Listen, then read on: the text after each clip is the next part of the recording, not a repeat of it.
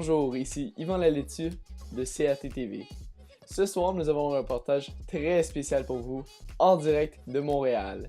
Nos correspondants Cédric Stein et David Tong vous présenteront le Village Gay de Montréal. Allons-y! Bonjour, je me présente David Tong. Je suis ici pour faire un reportage avec un coéquipier Cédric Stein sur le Village Gay de Montréal.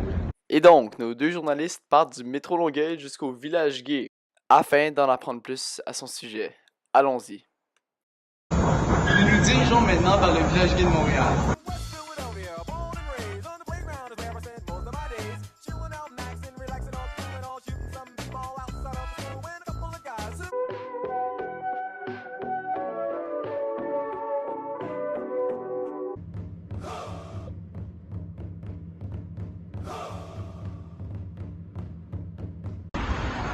Le quartier gay de Montréal se retrouve devant la station de métro Bourg.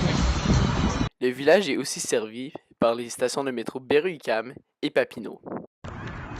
Nous nous retrouvons maintenant dans le quartier gay de Montréal.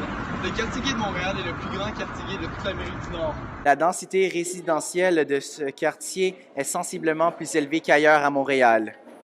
Nous avons choisi le quartier gay de Montréal en raison de sa diversité culturelle.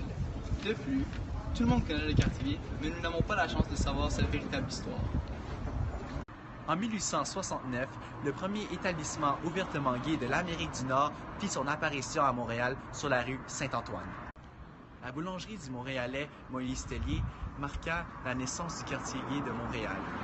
Malheureusement, la boutique est fermée depuis plusieurs années. Voici une image de la boulangerie de M. Tellier. La boulangerie de M. Tellier était un lieu de rencontre pour les couples. Originalement un quartier ouvrier très pauvre, le quartier gay de Montréal attirait de plus en plus de membres de la communauté LGBTQ pour devenir ce qu'on connaît aujourd'hui du quartier gay de Montréal. Le village a commencé à se développer durant la période Sin City de Montréal. Antérieurement, le village était souvent sous répression, particulièrement avant l'Expo 67 et les Olympiques. David et moi avons décidé d'explorer le village afin de découvrir ses endroits spéciaux. Ce qui différencie le quartier gay du reste de Montréal est son côté artistique. Lors de notre visite, David et moi avons eu la chance de voir plusieurs œuvres artistiques tout au long des rues de Montréal. C'était très beau à voir.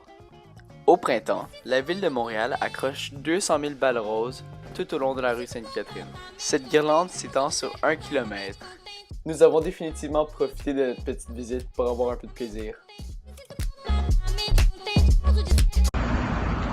Le village gay de Montréal est décoré par des drapeaux arc-en-ciel, un symbole de la fierté gay.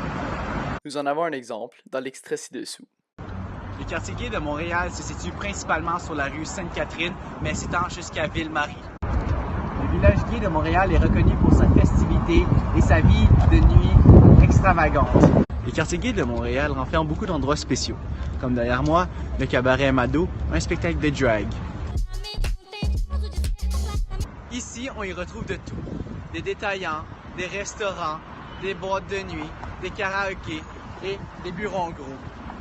Selon Alexandre Stein-Tremblay, le cousin Cédric, les bars karaokés sont des endroits très populaires dans la communauté. C'est un lieu où tout le monde se rencontre pour avoir un peu de plaisir. Quel est votre lieu préféré dans le village?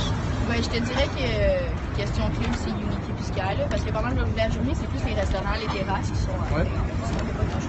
Merci beaucoup. Le village gay de Montréal renferme beaucoup d'événements et d'activités, mais sa plus connue est la parade de la fierté. Ici, nous avons un extrait de la parade de 2016. Lors de notre séjour, David et moi avons appris beaucoup de choses sur cette communauté. Nous avons appris qu'un peu d'ouverture d'esprit peut aller très loin.